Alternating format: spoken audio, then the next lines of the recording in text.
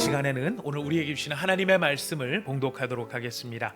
우리가 오늘 함께 은혜 받을 말씀은 에스겔서 47장 1절에서 12절까지의 말씀입니다. 우리가 이 본문 말씀을 함께 나누어 읽을 때에 본문 말씀 자체가 너무나 귀한 말씀입니다. 모든 성경 말씀이 다 귀하지만 오늘 특별히 이 말씀 너무너무 귀한 말씀이니까요.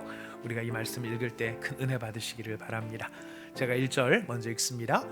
그가 나를 데리고 성전문에 이르시니 성전의 앞면이 동쪽을 향하였는데 그 문지방 밑에서 물이 나와 동쪽으로 흐르다가 성전 오른쪽 제단 남쪽으로 흘러내리더라. 그가 또 나를 데리고 북문으로 나아가서 바깥길로 꺾여 동쪽을 향한 바깥문에 시기로 본즉 물이 그 오른쪽에서 스며 나오더라. 그 사람이 손에 줄을 잡고 동쪽으로 나아가며 천척을 측량한 후에 내게 그 물을 건너게 하시니 물이 발목에 오르더니 다시 천척을 측량하고 내게 물을 건너게 하시니 물이 무릎에 오르고 다시 천척을 측량하고 내게 물을 건너게 하시니 물이 허리에 오르고 다시 천척을 측량하시니 물이 내가 건너지 못할 강이 된지라. 그 물이 가득하여 헤엄칠 만한 물이요 사람이 능히 건너지 못할 강이더라. 그가 내게 이르시되 인자야 내가 이것을 보았느냐 하시고 나를 인도하여 강가로 돌아가게 하시기로 내가 돌아가니 강 좌우편에 나무가 심히 많더라. 그가 내게 이르시되 이 물이 동쪽으로 향하여 흘러 아라바로 내려가서 바다에 이르리니 이 흘러내리는 물로 그 바다의 물이 되살아나리라. 이 강물이 이르는 곳마다 번성하는 모든 생물이 살고 또 고기가 심히 많으리니 이 물이 흘러 들어가므로 바닷물이 되살아나겠고 이 강이 이르는 각처에 모든 것이 살 것이며 또 이 강가에 어부가 설 것이니 금을 치는 곳이 될 것이라.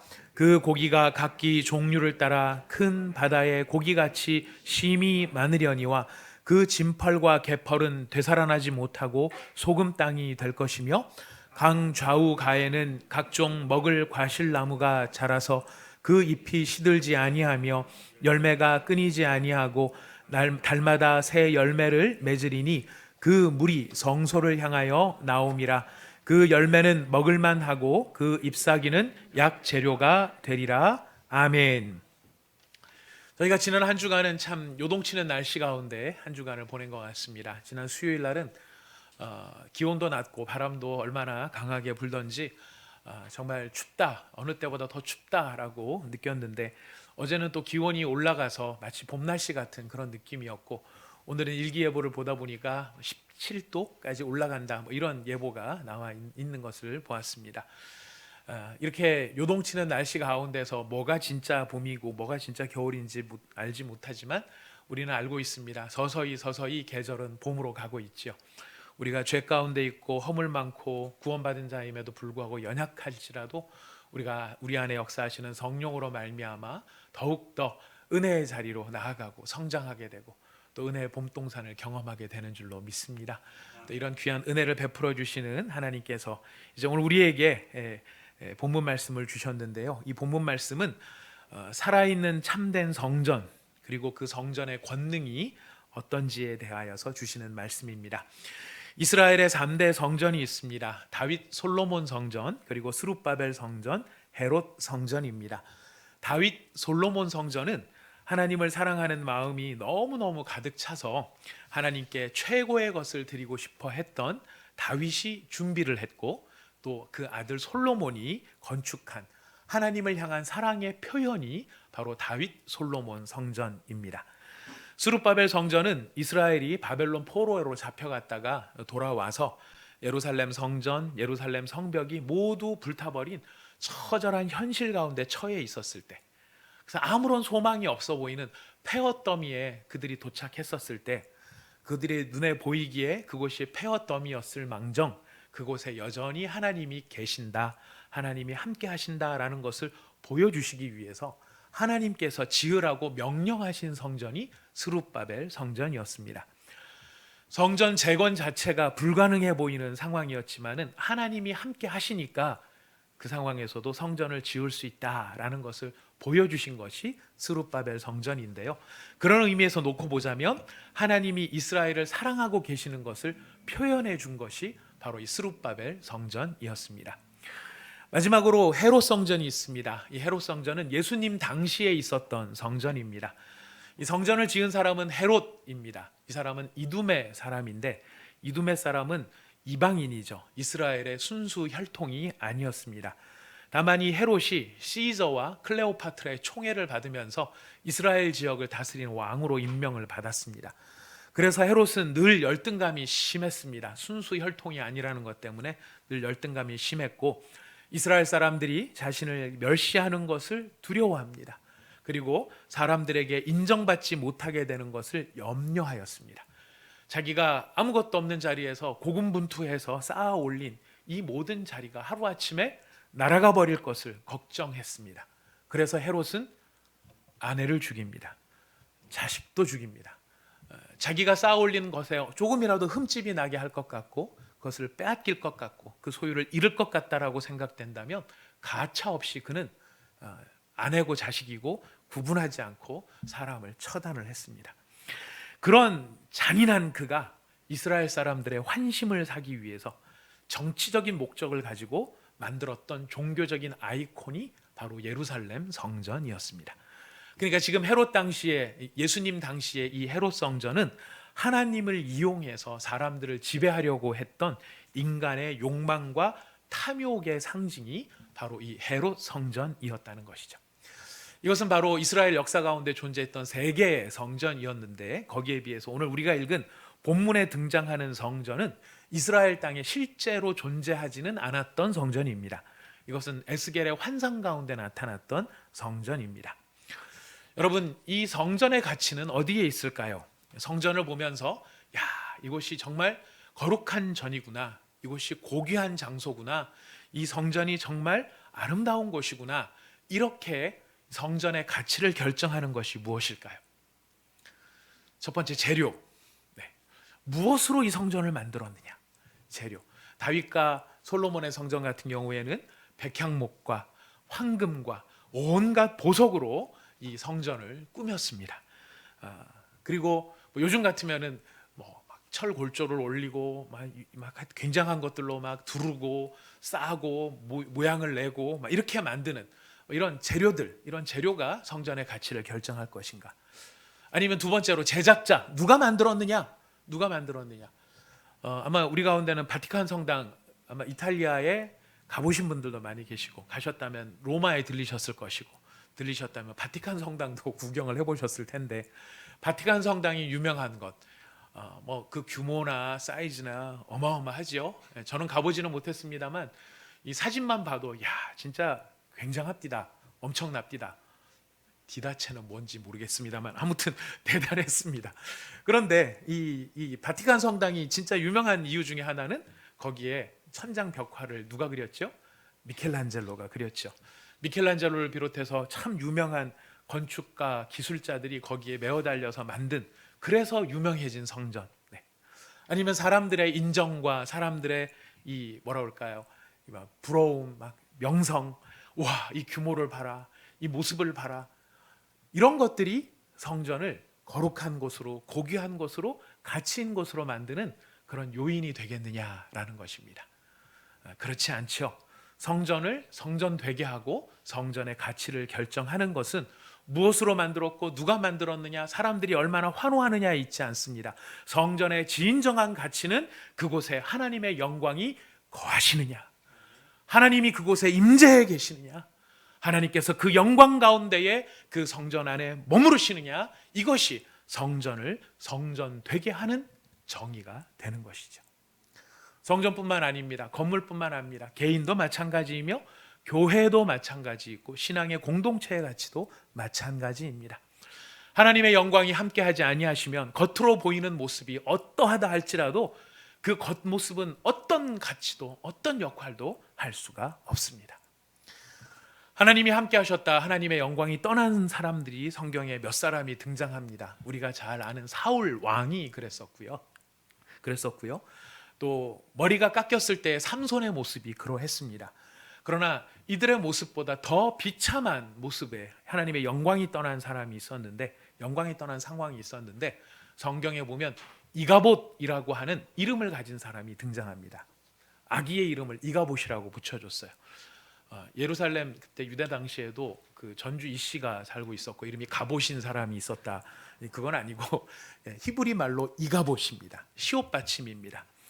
이가봇이라는 이름은 왜 붙여졌느냐면 엘리 제사장의 며느리가 엘리의 아들들이 법궤를 가지고 블레셋과의 전쟁에 나갔다가 져서 아들들은 다 죽고 남편도 죽은 거죠. 그리고 블레셋 사람들에게 법궤를 빼앗겼고 엘리는 의자에 앉아있다 쓰러져서 그 자리에서 즉사를 했다라는 소식을 듣고 갑작스럽게 산통을 느낍니다. 그래서 그가 임신하고 있었던 상태에서 아기를 난산을 하게 되는데, 난산을 하면서 이 며느리도 죽어갑니다. 이 죽어가는 며느리가 그 아들의 이름, 아이의 이름을 뭐라고 붙였냐면 이가봇이라고 해라 라고 유언을 남기고 죽습니다. 이 이가봇의 뜻이 무엇이냐면 여호와의 영광이 떠났다라는 것이, 여호와의 영광이 떠났다.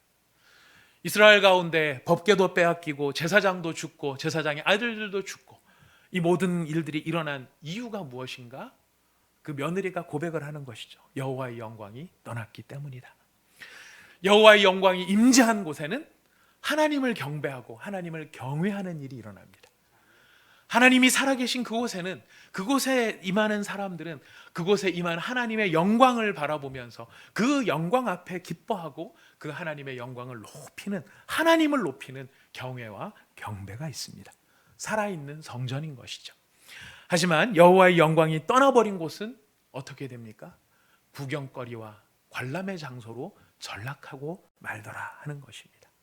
예전에는 예배당이었고 예전에는 성전이었을지 모르지만 그곳은 죽은 성전이 되어버리는 것이죠. 성전이라는 형식, 껍데기는 남아있을지 몰라도 여호와의 영광이 떠난 성전은 아무런 가치가 없습니다. 마찬가지로 여호와의 영광이 떠난 제사장, 여호와의 영광이 떠난 사사, 여호와의 영광이 떠난 왕과 선지자들은 직책과 직분의 겉모습은 어떨지 몰라도 사실은 가장 비참한 모습이 아니라고 할 수 없을 것입니다. 그렇기 때문에 우리가 해야 될 가장 중요한 기도의 제목이 무엇일까요? 아침마다 일어나서 우리가 하나님 앞에 드려야 될 가장 첫 번째, 가장 중요한 기도의 제목이 무엇일까요? 하나님, 우리를 떠나지 마옵소서. 하나님, 나를 떠나지 마옵소서. 하나님, 우리와 함께 하소서. 바로 이런 여호와의 영광의 임재의 가치, 그 영광이 얼마나 중요한가 하는 것, 이것이 에스겔서 전체의 주제이자 흐름입니다. 여호와 하나님의 영광의 임재하심과 그의 영광의 회복을 노래하는 것이 이 에스겔서인데요. 그렇기 때문에 에스겔서 전체의 흐름을 놓고 보면 바로 여호와의 영광이 가장 중요한 주제로 다루어집니다. 1장에서 3장까지 여러분 나중에 그 에스겔서를 이미 많이 통독도 해보셨겠고, 또 이제 요즘 우리 김태엽 집사님께서 아침마다 정말 하루도 빼놓지 않고 성경 통독을 위해서 정말 성실하게 말씀을 올려주고 계시는데요. 여러분 그 스케줄을 쭉 따라가시다가 에스겔서가 나오면 에스겔서는 어렵다 그래요. 보면 어렵게 느껴지는 부분도 있습니다. 하지만 그 모르는 부분은 다 건너뛰시고 흐름을 한번 쭉 보시면서 읽어보시면 이런 주제를 찾을 수 있습니다. 1장에서 3장까지에는 먼저 여호와의 영광이 나타나십니다. 에스겔 앞에 하나님께서 하나님의 영광을 드러내 보여주십니다. 그리고 8장에서 11장까지에는 바로 그 여호와의 영광이 이스라엘을 떠나는 장면이 8장부터 11장까지의 진술이 되어 있습니다. 먼저는 하나님의 영광이 임재해 있는 장소가 바로 언약궤의 그 위에 보면은 시은좌라고 이름을 붙이는 하나님의 임재가 임하는 곳이 언약궤 위인데, 그 언약궤가 어디에 안치되어 있냐면 지성소에 안치되어 있습니다. 그런데 하나님의 언약궤가 하나님의 영광이 지성소에 있는 언약궤로부터 떠나갑니다. 이게 9장입니다. 그 영광이 지성소에서부터 나와서 성전 문지방으로 이동을 합니다. 그게 10장 초반부입니다. 성전 문지방까지 온 여호와의 영광이 마침내 성전 문지방을 떠나서 그룹들의 날개 위에 타시고 예루살렘의 성전의 동문으로 이동을 합니다. 이게 10장의 하반부예요. 그리고 11장에 가면 결국 여호와의 영광이 성읍을 떠납니다. 예루살렘 성읍을 떠나서 성읍의 동쪽 편으로 이동하시는 장면이 나타납니다. 이스라엘의 비극은 어디에 있을까요? 여호와의 영광이 떠났다는 것이죠. 하나님께서 그들을 떠나신 이유는 무엇이냐면 그들이 하나님을 버렸기 때문입니다. 하나님을 믿는다라고 하면서도 그들은 하나님을 사랑하지 않았고, 하나님께 제사를 드린다라고 하면서 하나님의 말씀에 집중하지 않았습니다. 하나님이 무엇을 싫어하는지, 무엇을 좋아하시는지를 말씀을 통해서 다 드러내셨음에도 불구하고 그들은 하나님이 싫어하는 것을, 자신의 욕망을 위해서 우상을 섬기고 정말 미신을 따라가고, 바로 이런 길들을 떠나지 않았다는 것이죠. 하나님께서 오래 참으심으로 기다려 주셨지만 그들이 돌아오지 않았을 때 하나님이 마침내 그들을 떠나버리셨습니다. 여러분, 이것으로 끝났다면 에스겔서는 비극의 이야기고 슬픔의 이야기일 것입니다. 하지만 에스겔서는 복음의 이야기로 끝이 납니다. 복음이 무엇입니까? 여호와의 영광이, 그렇게 예루살렘과 성전을 떠나가셨던 여호와의 영광이 다시 예루살렘으로 돌아오시고 다시 성전으로 들어오셨다. 바로 이것이 에스겔서가 이야기하고 있는 것이죠. 여러분, 에스겔서 40장부터 48장까지가 바로 그 이야기인데요. 에스겔서 40장을 우리 한번 가서 읽어보도록 하겠습니다. 에스겔 43장 1절에서 5절까지의 말씀입니다. 에스겔 43장 1절에서 5절 같이 한번 읽어보겠습니다. 시작. 그 후에 그가 나를 데리고 문에 이르니 곧 동쪽을 향한 문이라. 이스라엘 하나님의 영광이 동쪽에서부터 오는데 하나님의 음성이 많은 물소리 같고 땅은 그 영광으로 말미암아 빛나니 그 모양이 내가 본 환상, 곧 전에 성읍을 멸하러 올 때에 보던 환상 같고 그발강가 가에서 보던 환상과도 같기로 내가 곧 얼굴을 땅에 대고 엎드렸더니 여호와의 영광이 동문을 통하여 성전으로 들어가고 영이 나를 들어 데리고 안뜰에 들어가시기로 내가 보니 여호와의 영광이 성전에 가득하더라. 아멘. 그렇게 떠나셨던 여호와의 영광이 성전으로 다시 들어와서 그 성전의 영광이 충만한 장면을 에스겔은 보게 되는 것이죠. 그리고 에스겔서의 결론은, 마지막은 이렇게 끝납니다.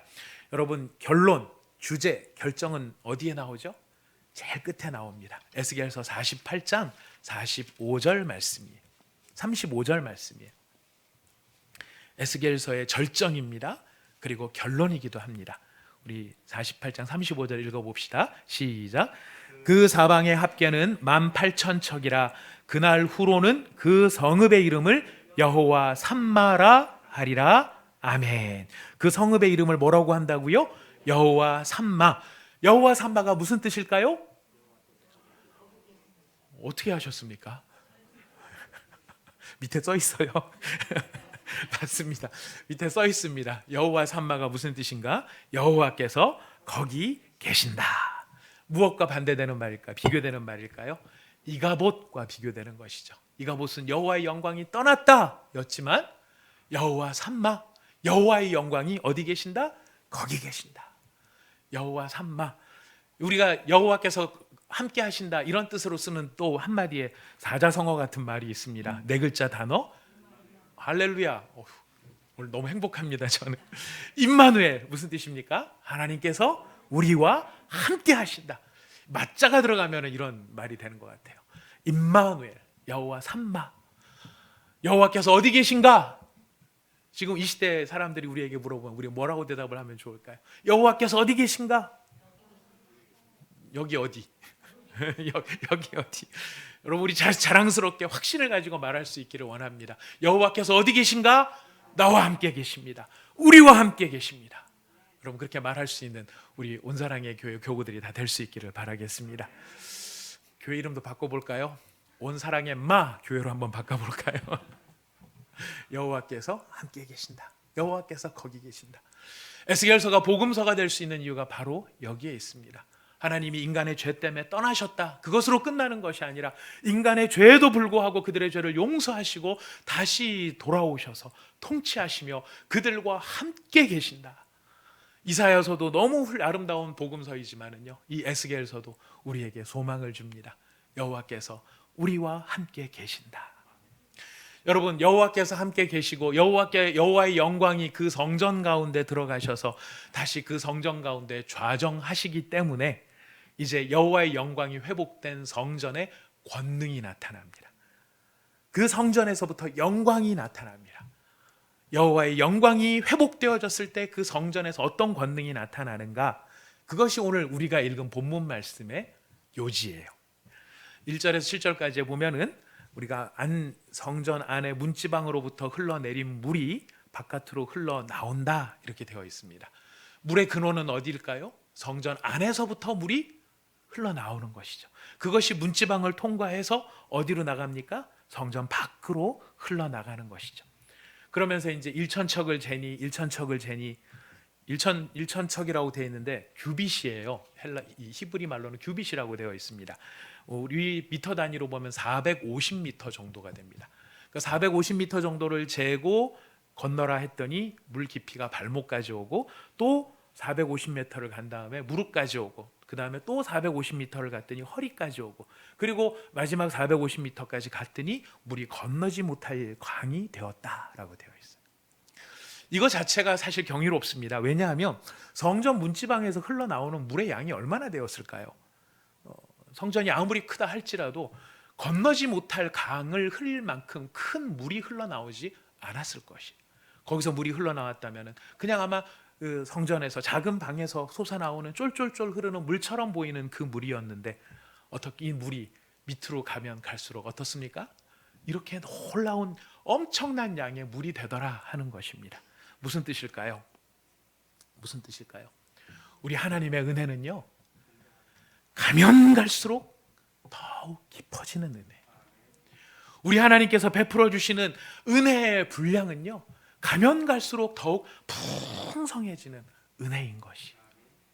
하나님의 말씀과 하나님의 성령의 일하심의 특징이 어떤가를 오늘 이것을 통해서 보여주는 것입니다.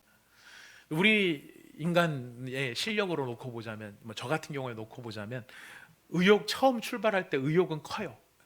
그래서 잘해보리라, 잘 섬겨보리라, 이렇게 마음에 각오를 해요. 근데 저는요, 제 자신의 실력은 보면 가면 갈수록 쪼그라들어요. 가면 갈수록 처음에 이만큼 시작을 한 것 같은데 가면 갈수록 줄고 나중에는 막 메말라서 쥐어짜야 되고 박박 긁어야 되고 이러는 것이 저의 모습일 때가 많아요. 여러분들은 안 그러시죠? 여러분들은 안 그러신 것 같아요. 제가 경험하는 여러분들은 하나님을 닮아 계세요. 하나님은 어떤 분이십니까? 하나님의 은혜는 어떤 은혜입니까? 가면 갈수록 더 깊어지는 은혜. 하나님의 은혜는 가면 갈수록 더 풍성해지는 은혜. 여러분 지금까지도 받은 은혜가 크시죠? 크시죠? 예, 크시죠? 그렇지 않으신가요? 저 여러분 우리 제자훈련 오늘 수료식이 있는데 우리 수료하시는 분들의 간증을 들어보면 정말 받은 은혜가 얼마나 큰지 몰라요. 그래서 지금 이렇게 큰 은혜를 받았는데 앞으로 더 큰 은혜를 받을 수 있을까? 이런 생각이 들 정도이기도 해요. 더 큰 은혜를 받을 수 있을까요? 아멘, 할렐루야. 오늘 그 이야기를 하고 계시는 겁니다. 지금까지 받은 은혜가 컸다. 내가 이거보다 더 큰 은혜는 내가 어떻게 받아? 이렇게 우리가 스스로 생각할지 모르지만 지금 오늘 이 성전으로부터 흘러가는 물의 환상은 하나님의 은혜는 가면 갈수록 더 깊어지는 은혜고 가면 갈수록 더 풍성해지는 은혜다. 이것을 먼저 우리에게 알려주십니다.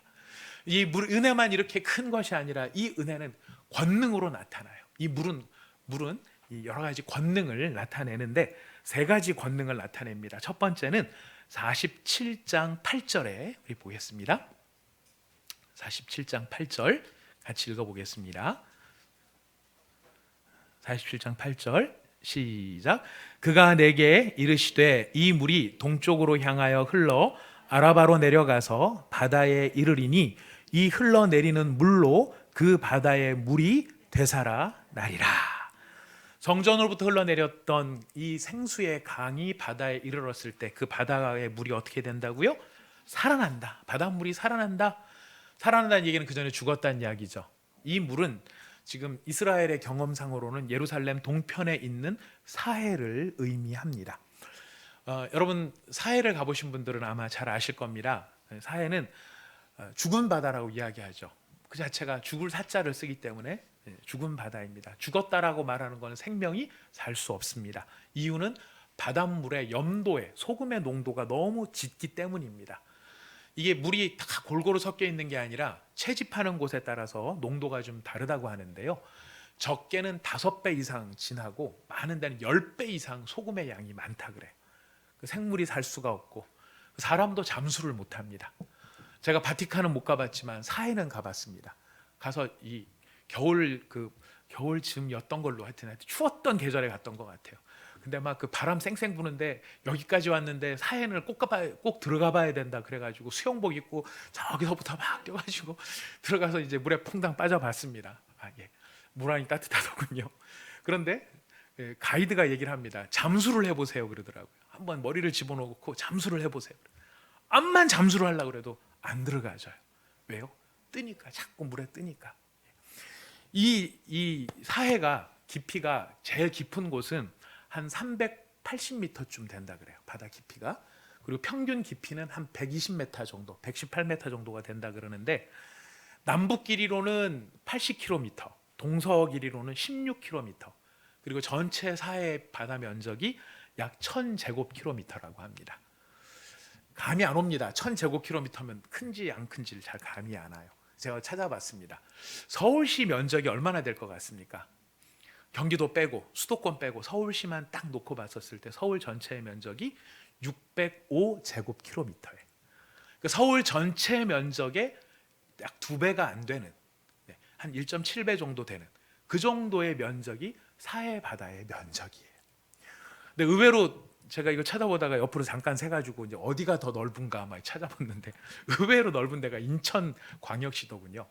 인천광역시가 약 1020km, 20제곱킬로미터 정도가 돼요. 서울 한 2배가 되는 것 같아요. 이 사해 정도가 되는 것 같아요. 인천이 왜 이렇게 넓은가를 봤더니 강화도, 그 다음에 이쪽에 옹진반도 쪽인가요? 하여튼 그쪽에 섬들 이거를 다 이 인천시가 안고 있다 보니까 그래서 면적이 넓은 거더라고요. 결코 적은 면적은 아니라고 생각이 되어집니다. 그렇게 그 넓은 면적에 서울시보다 한 2배나 되는 면적의 물들이 다 죽은 물인데 그 물이 성전에서 흘러나오는 그 물줄기로 말미암아 다시 살아나게 된다는 것이죠. 성전의 물줄기의 능력은, 첫 번째 능력은 죽은 바닷물을 살리는 것입니다. 두 번째 능력은 9절부터 10절에 나타납니다. 우리 같이 한번 읽어보겠습니다. 9절에서 10절 함께 읽어봅시다. 시작. 이 강물이 이르는 곳마다 번성하는 모든 생물이 살고 또 고기가 심히 많으리니 이 물이 흘러 들어가므로 바닷물이 되살아나겠고 이 강이 이르는 각처의 모든 것이 살아날 것이며 또 이 강가에 어부가 설 것이니 엔게디에서부터 에네글라임까지 그물 치는 곳이 될 것이라. 그 고기가 각기 종류를 따라 큰 바다의 고기같이 심히 많으려니와. 물이 살아날 뿐만 아니라 그 물에 사는 생명체들이 아주 모든 생명체라고 지금 표현을 하고 있습니다. 각기 종류를 따라 심히 많을 것이다 라고 이야기를 합니다. 그 성전으로부터 흘러내리는 물로 말미암아 바닷물만 살아가는 것이 아니라 생명체가 살아나는데 이 생명체가 네페시하야, 이게 히브리 발음인데 네페시하야라고 하는 발음인데 이 말이 바로 뭐냐면 생령이에요. 우리 교회 생기를 불어넣어 생령이 되게 하소서 그렇게 돼 있잖아요. 이 생령이 네페시하야입니다. 바로 이 성전의 물이 흘러가는 곳마다 생령이 되는 것이에요. 살아나는 것이에요. 그리고 세 번째 이 성전의 물의 권능이 무엇이냐면 12절입니다. 12절 마지막으로 읽어보겠습니다.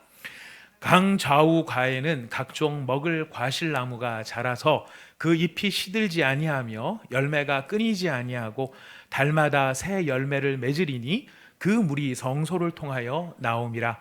그 열매는 먹을만하고 그 잎사귀는 약재료가 되리라. 약재료가 되니까 어떤 기능을 할까요? 치유하고 고쳐주고 회복시켜주는 것이죠.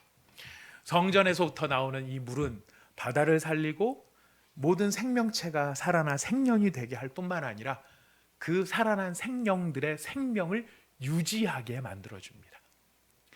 저는 이 유지한다는 말이 너무나 은혜롭게 다가왔습니다. 앞에 것들도 다 너무 좋지만은 유지라는 말이 참 은혜롭게 다가온 건 뭐냐면, 우리가 무슨 일이든지 시작할 때, 아까 저희 고백도 드렸습니다. 시작할 때는 의욕이 넘쳐요. 의욕은 아브라함으로 시작해요. 모리아 산의 아브라함으로. 아들도 드리리이다 이렇게 시작을 하는데, 결론을 보면은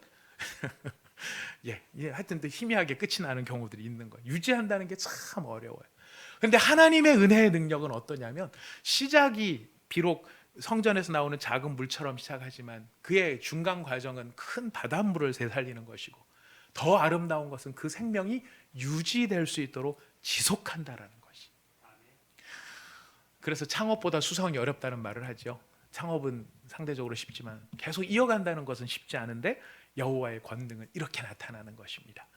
자, 이런 생명의 역사를 두고 다윗이 에스겔이 봤던 이 환상을 보지는 못했지만, 다윗은 미리 이렇게 이 시편을 통해서, 시편도 거의 예언서 같아요. 36편 한번 가보겠습니다. 시편 36편 8절에서 10절입니다. 시편 36편 8절에서 10절 같이 읽어봅시다. 네, 읽겠습니다. 시작. 그들이 주의 집에 있는 살찐 것으로 풍족할 것이라. 주께서 주의 복락의 강물을 마시게 하시리이다. 진실로 생명의 원천이 주께 있사오니 주의 빛 안에서 우리가 빛을 보리이다. 주를 아는 자들에게 주의 인자하심을 계속 베푸시며 마음이 정직한 자에게 주의 공의를 베푸소서. 아멘. 자, 살찐 것으로 풍성해지고 주의 복락의 강물을 마시게 하는데, 이게 어디에 있는 거래요? 주의 집에 있는 거래요. 주의 집에 있는, 주의 집, 성막이에요. 이때는 성전은 없습니다. 성전 없는 때고요. 성막이에요. 이 성막 안에서 있는 언약궤, 법궤로부터 나오는 하나님의 언약의 말씀, 하나님의 영광의 임재 때문에 무엇이 풍성해지냐면, 주의 집에 있는 것들이 살진 것으로 아주 풍족해지고, 두 번째로 주의 복락의 강물, 생명의 샘이 성전으로부터, 성막으로부터 흘러나올 것이라고 이야기하고 있습니다. 여러분, 하나님이 임재해 계신 성전의 영광은 이렇습니다. 하나님의 영광이 나타나시는, 하나님의 영광이 임재해 있는 교회, 임재해 있는 사람, 임재해 있는 공동체, 임재해 있는 장소는 바로 이런 권능을 나타내게 된다는 것이죠. 자, 중요한 건 그 다음입니다. 자, 그렇다면 성전이 이런 기능을 하는 건 너무너무 좋고 아름다운데, 중요한 건 우리죠. 그렇다면 우리는 어떻게 이 살아있는 성전의 권능을 누릴 수 있을 것인가? 여러분, 죽은 바다가 살아나는 것, 바다 안에 온갖 생물이 생명이 되는 것, 그 생명을 지속하게 하는 것, 저는 하나님께서 저에게 이런 은혜를 주셔서 이런 역사가 저의 평생의 삶을 통해서 나타났으면 좋겠다라는 바람을 늘 가지고 기도하고 있습니다. 저를 만나는 사람이 살아나고, 저를 만나서 제가 위해서 기도해 주는 사람이 힘을 얻고, 제가 함께하는 사람들이 용기를 얻을 수 있고, 이랬으면 정말 좋겠다, 저의 바람인데 현실은 어떨까요? 여러분이 증인인데 큰일 났네요. 자, 이런 일들이 일어나기를 원하는데, 이 일들이 제가 결심해서 되는 일이냐, 각오해서 되는 일이냐, 우리 모든 가족들을 넉넉히 사랑해줘야지, 다 참아내야지, 이게 결심해서 되는 일이냐, 그래서야 되면 참 좋을 텐데 참 그렇지 않아요. 우리 스스로는 할 수 없어요. 우리가 성전으로부터 흘러나오는 이 생명수의 강을 우리가 경험해야 되는데, 그렇다면 오늘날 우리는 어떻게 경험할 수 있는가? 우리 요한복음 2장을 가보도록 하겠습니다. 요한복음 2장입니다. 이 성경과 또 한 경우의 성경을 더 찾으면 됩니다. 요한복음 2장. 요한복음 2장 18절 말씀부터 22절까지의 말씀입니다. 우리 같이 한번 읽어보도록 하겠습니다. 시작. 이에 유대인들이 대답하여 예수께 말하기를, 내가 이런 일을 행하니 무슨 표적을 우리에게 보이겠느냐? 예수께서 대답하여 이르시되, 너희가 이 성전을 헐라 내가 사흘 동안에 일으키리라. 유대인들이 이르되, 이 성전은 46년 동안에 지었거늘 내가 3일 동안에 일으키겠느냐 하더라. 그러나 예수는 성전된 자기 육체를 가리켜 말씀하신 것이라. 죽은 자 가운데서 살아나신 후에야 제자들이 이 말씀하신 것을 기억하고 성경과 예수께서 하신 말씀을 믿었더라. 아멘. 우리 시대의 참된 성전은 누구를 가리키는 것입니까? 예수님을 가리키는 것입니다. 예수 안에 하나님의 영광의 임재가 함께 하시는 것이죠. 그 예수께서 참된 성전이 되어 주시기 때문에 예수로부터 생명의 물이 흘러나오는데, 여러분 요한복음 7장을 가보도록 하겠습니다. 요한복음 7장 37절부터 39절까지의 말씀입니다. 다 같이 함께 읽어보겠습니다. 요한복음 7장 37절에 39절 함께 읽습니다. 시작. 명절 끝날 곧 큰 날에 예수께서 서서 외쳐 이르시되 누구든지 목마르거든 내게로 와서 마시라. 나를 믿는 자는 성경의 이름과 같이 그 배에서 생수의 강이 흘러나오리라 하시니, 이는 그를 믿는 자들이 받을 성령을 가리켜 말씀하신 것이라. 예수께서 아직 영광을 받지 않으셨으므로 성령이 아직 그들에게 계시지 아니하시더라. 아멘. 자, 우리가 성령의 충만함을 받고 이 지금 성령이 우리 가운데 임재하셔서 우리의 죽은 바닷물 같은 우리를 살려내고 아무것도 살지 못하는 나의 내면에 생명이 막 살아 움직이고 이것이 유지가 되어지는 이 은혜를 저희가 정말 갈망을 합니다. 근데 이런 생수의 은혜가 누구로부터 말미암는다고요? 예수 그리스도를 어떻게 할 때? 우리가 성령 충만 받으려면 어떻게 해야 돼요? 기도원 간다, 금식한다, 밤에 잠을 안 잔다. 어떤 거죠? 우리가 성령의 충만함을 받기 위해서 예수님이 말씀하십니다. 나를 믿는 자는 그 배에서 생수의 강이 흘러나오리라. 성령 충만 받을 수 있는 유일한 길은 예수님을 온전하게 믿는 것입니다. 왜냐하면 예수님이 성령을 물 붓듯이 부어주시기 때문에 그래요. 요한복음 20장에 가면 찾지 않겠습니다만 예수님이 부활하신 후에 제자들을 바라보시면서 얘기하세요. 그들을 향하여 숨을 내쉬며 뭐라고 말씀하시냐면 이르시되 성령을 받으라 말씀하시니. 여러분의 삶 가운데 이런 변화가 있기를 원하십니까? 우리의 삶 속에서 죽은 바다와도 같은 나의 환경과 상황, 나의 여건들이 다시 살아나기를 원하십니까? 그리고 나를 만나는 사람들이 나로 말미암아 그들이 생명이 되어지는 역사를 우리가 보기를 원하십니까? 그리고 기분 좋을 때는 막 다 해주겠다고 하고 이것도 다 해주겠다가 기분 한번 딱 나빠지면 내가 너를 언제 봤다고 왜 나한테 그러느냐 이렇게 말하는 사람이 아니라, 그때 우리가 가졌던 결심이 변함없이 계속 유지되어지는, 생명이 유지되어지는 한결같은 사람이 되기를 원하십니까? 성령의 충만을 받으십시오. 성령의 충만함을 누가 주십니까? 예수님이 주십니다. 오늘 우리의 결론은 무엇입니까? 예수 그리스도를 바로 믿어야 한다는 것입니다. 우리 시대의 가장 큰 문제는 코로나가 아닙니다. 우리 시대의 가장 큰 문제는 우리 한국교회 예배당들이 모자라서가 문제가 아닙니다. 우리 시대의 성도의 숫자가 모자라 줄어든다는 것도 문제가 되는 것이 아닙니다. 우리가 우리 시대에 감당해야 될 가장 심각하고 근본적인 문제가 있다면 그것은 무엇이냐면 예수를 믿노라 하는데 과연 우리가 진짜 예수를 믿는 사람들인가? 진짜 예수를 믿는 사람들인가? 성령은 언제 역사하실까요? 진짜 예수를 믿는 사람들을 통해 역사하시는 것입니다. 우리가 이 역사를 보기를 원합니다. 우리의 모자람, 우리의 부족함, 우리의 빈곤함, 우리의 결핍, 우리라고 해서 죄송합니다마는 여러분들 저랑 별 큰 차이는 없어 보여서 대답하시는 걸 보니까 별 큰 차이는 없어 보여요. 나의 모자람, 나의 모남, 나의 부족함, 나의 빈곤함, 나의 결핍, 이것이 무엇으로 채워질 것인가? 어떻게 채워질 것인가? 예수의 풍성함으로, 예수의 풍요함으로 가면 갈수록 더 깊어지시고 가면 갈수록 더 넓어지시는 풍성하신 여호와의 임재와 그 은혜, 성령의 역사하심, 예수 그리스도의 사랑하심, 이것이 나를 덮으실 때, 복락의 강수가 내게 나를 통해 흘러가실 때 우리는 이 모든 것들을 체험하게 될 줄로 믿습니다. 그런 면에서 우리의 기도의 제목이 그리스도가 되어야 하겠습니다. 예수님을 더 알기를 원합니다. 예수님을 더 찾기를 원합니다. 예수님을 더 만나기를 원합니다. 아까 말씀드렸죠? 우리가 경험했던 은혜, 내가 이거보다 어떻게 더 뜨거운 은혜를 경험할 수 있을까? 아닙니다. 가면 갈수록 더 뜨겁다고 말씀드렸습니다.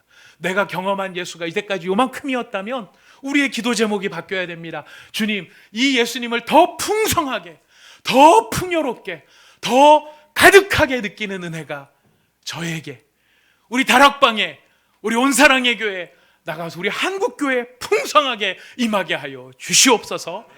우리의 기도의 제목이 되시기를 축복합니다. 우리가 살아나는 역사, 우리 안에 생명들이 풍성해지는 역사, 그 생명의 능력을 유지하는 것은 어떤 사람이 변화되고 저 사람만 바뀌면, 저 사람만 새로워지면 내가 좋아질 텐데, 이 환경만 해결이 되면 내가 좋아질 텐데, 이런 것만 좀 풀려지면 내가 좋아질 텐데, 우리한테는 그런 기대감이 있지만 여러분, 잠시 그럴 수는 있을지 모릅니다. 하지만 근본적인 해결은 안 됩니다. 근본적인 해결은 내가 변해야 됩니다. 내가 변해야 됩니다. 내가 어떻게 변합니까? 바로 성령께서, 이 생수의 강이신 성령이 내게 임하실 때 죽은 바다와 같은 내가 살아나게 되고, 아무것도 살 수 없었던 내가 생명이 풍성해지게 되고, 잠시 의욕으로 충만했던 내가 꾸준히 유지하면서 생명의 능력을 유지할 수 있게 되는 것, 바로 성령이 임하실 때. 성령이 임하시려면 어떻게 해야 된다고요? 우리가 예수님을 원하고 예수님을 찾고 예수님을 구해야 됩니다. 이 시간 우리 같이 함께 기도합시다. 제가 변화되고 이 생명으로 새로워지기를 원하는데 성령이 역사하시기를 원합니다. 성령을 부어주실 예수님, 그 예수님을 내가 바로 믿고 그 예수님이 내게 부어주실 성령을 사모하오니 내게 믿음을 더하여 주시고 내 모든 기도의 제목이 예수 그리스도가 되게 하여 주시옵소서. 우리 같이 함께 기도하도록 하겠습니다. 다 함께 기도하겠습니다. 기도하시겠습니다. 지금은 우리 주 예수 그리스도의 한이 없으신 은혜와 우리 아버지 하나님의 말로 다 할 수 없는 사랑하심과 성령 하나님의 교통, 교제, 위로하심이 참된 성전이신 예수 그리스도로 말미암아 우리 가운데 임하시는 생수의 강 되신 성령님, 그 성령님의 충만함으로 죽은 바다와 물 같은 우리가 다시 살아나며 우리 안에 생명의 역사들이 일어나며 그 생명이 계속해서 유지되어지는 성도로서의 권능을 누리며 일평생 살아가기로 마음에 다짐하며 이전을 떠나가는 사랑하는 모든 성도들과 그 가정 위에, 우리나라 대한민국과 모든 선교지 위에 이제로부터 영원토록 함께 계시기를 간절히 축원하옵나이다. 아멘.